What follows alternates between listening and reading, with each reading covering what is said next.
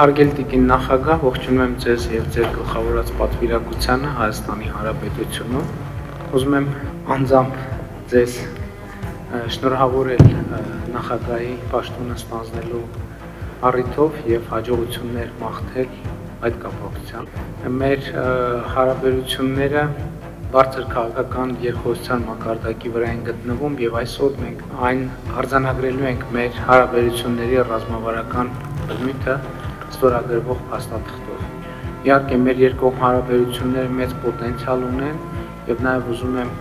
շնորհակալություն հայտնել Բուլղարիային Եվրամիության շրջանակներում մեզ ցուցաբերվող աջակցության համար։ Կրկին բարով եք եկել եւ մեզ բարի աշխատանքային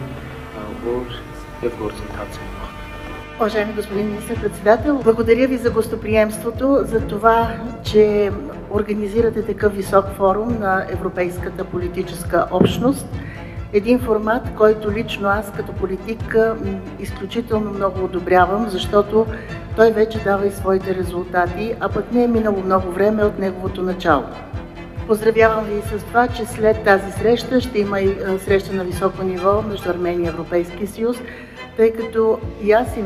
моите колеги в моята делегация сме убедени, че това е вашия път.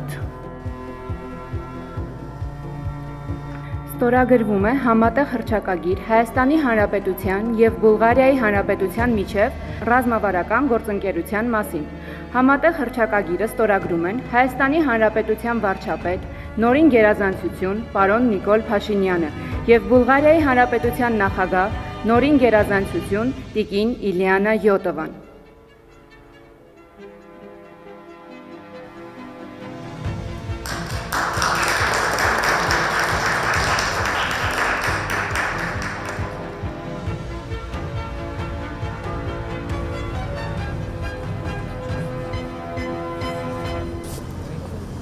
See you.